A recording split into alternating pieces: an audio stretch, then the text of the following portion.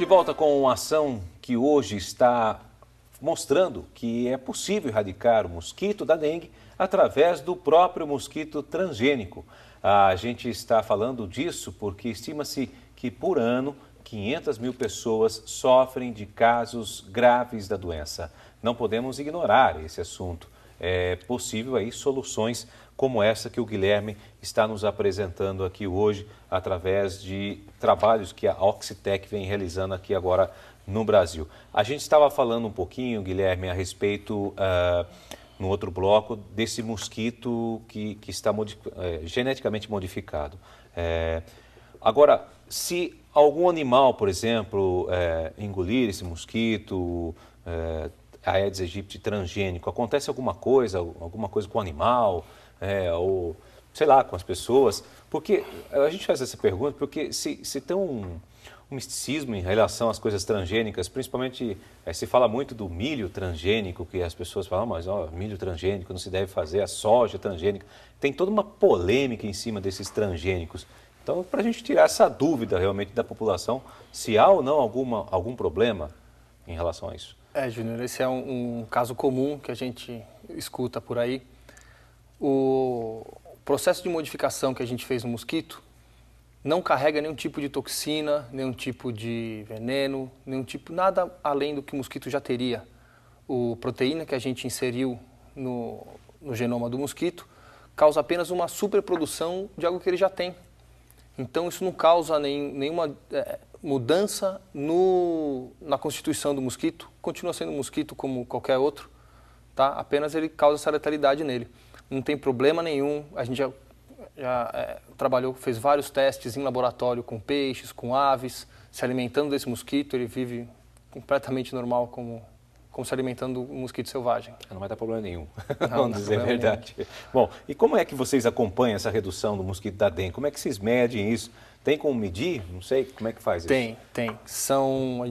Basicamente a gente trabalha na base de armadilhas no campo. Ou com armadilhas de ovos, que são as ovitrampas, e com armadilhas de adultos também.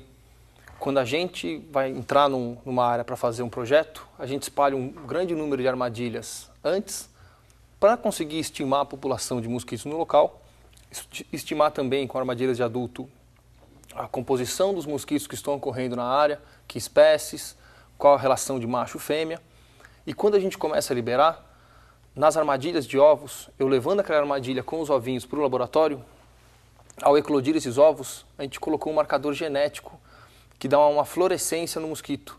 Ou seja, embaixo de uma luz especial, eu consigo ver se aquele ovinho que eu coletei no campo, se ele veio de um cruzamento da fêmea selvagem com o nosso mosquito transgênico ou não, ou se veio de um cruzamento do mosquito só selvagem. Com aquele ovo e com os números que eu coletei nas armadilhas de adultos, eu consigo saber se a taxa de reprodução de cópula do meu mosquito no campo está funcionando bem.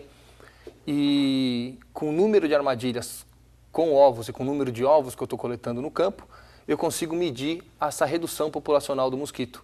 Então, quanto mais armadilhas com ovos, quanto mais ovos, mais mosquitos na região.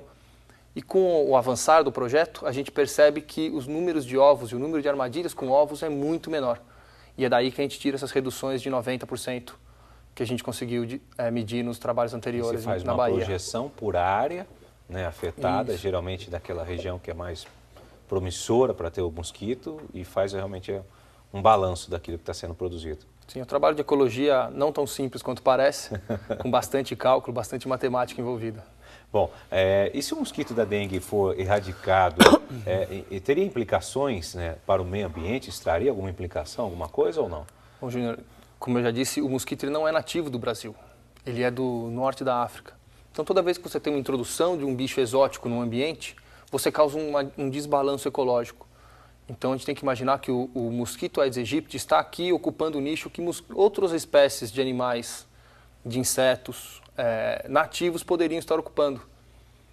E quando a gente trabalha com essa tecnologia, a gente atinge só o Aedes aegypti.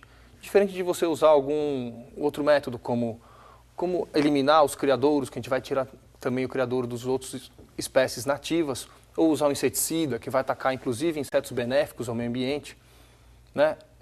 Essa tecnologia é muito pontual no que diz respeito ao Aedes aegypti. Então, a eliminação do Aedes aegypti, quem sabe vai trazer de volta espaço para os organismos nativos que a gente tem aqui. Bom, Guilherme, que as pessoas sofrem com a contaminação através do mosquito da dengue, todos sabemos. A questão é, qual é a implicação prática para a implementação dessa tecnologia? A população vai ter que pagar aí para eliminar o mosquito da dengue? Como é que se dá isso daí? Bom, Júnior, a gente está trazendo mais uma ferramenta, tá?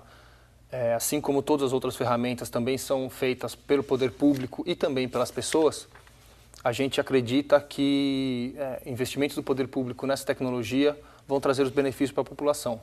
Mas o que não tira a responsabilidade da população de fazer o seu controle diário também, de continuar eliminando pontos de criação do mosquito, de não deixar a água parada, desentupir suas calhas, cuidar do pratinho do vaso para não deixar procriar o mosquito. Mas a ideia é que os municípios ou o Estado consiga investir nessa tecnologia. O que também não é impeditivo se algum grupo privado, como um condomínio, uma indústria, uma recicladora, que tem problemas com o mosquito na sua área, não possa adquirir a tecnologia pontual para aquele espaço. E o mosquito transgênico só pode ser reproduzido no laboratório. Exatamente. Como ele tem esse gene letal, que faz com que ele não consiga chegar à fase adulta, no laboratório a gente coloca um antídoto para esse gene. Então, no laboratório ele recebe uma substância, que é a tetraciclina, que interrompe esse ciclo de disfunção fisiológica do mosquito e permite que ele chegue até a fase adulta e consiga no laboratório se reproduzir. Mas no ambiente não tem como ele encontrar essa substância, então ele acaba morrendo antes de chegar à fase adulta. Bom, agora a vacina contra a dengue tem uma eficácia aí de 56% na redução de números de infecções. Qual é a eficácia real do mosquito transgênico? Bom, Júnior, a gente não está trabalhando com a doença. A gente sabe que reduzir o vetor, eliminar o vetor, a gente consegue eliminar a transmissão da doença. Eu não sou médico, sou entomólogo, tá? Então a gente sabe que a nossa eficácia, assim, diminuindo a população de mosquito abaixo do nível de transmissão, a gente garante que não existe mais o risco de epidemia de dengue no local. Não importa do sorotipo, e é uma eficiência de diminuir o nível de epidemia muito mais eficiente que os 56% da vacina. Você falou uma palavra interessante aqui, o que é entomólogo? Entomólogo é um profissional que trabalha com insetos. Como a gente trabalha com pragas, com vetores, com polinizadores, com produção de mel, de bicho da seda, é o que o entomólogo faz. Ok, é importante a gente falar uma coisa aqui. O Guilherme disse uma coisa que é importante a gente ter essa consciência, né? O vetor, o mosquito transmissor, a dengue é a doença, né? Na verdade, ele tem que picar uma pessoa que está infectada com a dengue para poder fazer a proliferação da doença e isso levar para outras pessoas. É assim que funciona. Isso. O mosquito, uma vez que o mosquito ele também se infecta como a gente. Ele também carrega o vírus, mas o mosquito também nasce sem o vírus. É muito comum é mais comum encontrar mosquitos Aedes aegypti sem estar carregando o vírus da dengue do que encontrar o que esteja carregando o vírus. O mosquito, quando pica alguém, ele vai ingerir esse sangue e ele vai, até o vírus, dependendo da quantidade do vírus, pode levar de cerca de 7 dias, 7 a 10 dias, até o vírus contaminar o mosquito. Uma vez que o mosquito contaminado, na hora que ele pica outra pessoa, pelas glândulas salivares dele contaminado, ele vai injetar esse vírus numa segunda pessoa e assim transmitir a doença. Agora, deixa eu fazer uma pergunta curiosa. Pode ser até um pouco fora do comum que estou falando assim. Porque um animal de estimação, por exemplo, se o mosquito picar o animal de estimação que tem a dengue, ele não passa para um cachorro, para um animal de estimação? O vírus ele tem uma especificidade muito, muito grande. Então, o vírus, os 4 sorotipos que acontecem aqui do vírus da dengue só contaminam pessoas e mosquitos. Então, por isso essa relação tão importante do ser humano com o Aedes aegypti. Bom, está explicado, gente, está vendo? Animal de estimação não vai ter problema nesse caso, só nós. Não vai ter. Nós voltamos daqui a pouco com mais informações sobre o desenvolvimento do mosquito da dengue transgênico. Até já.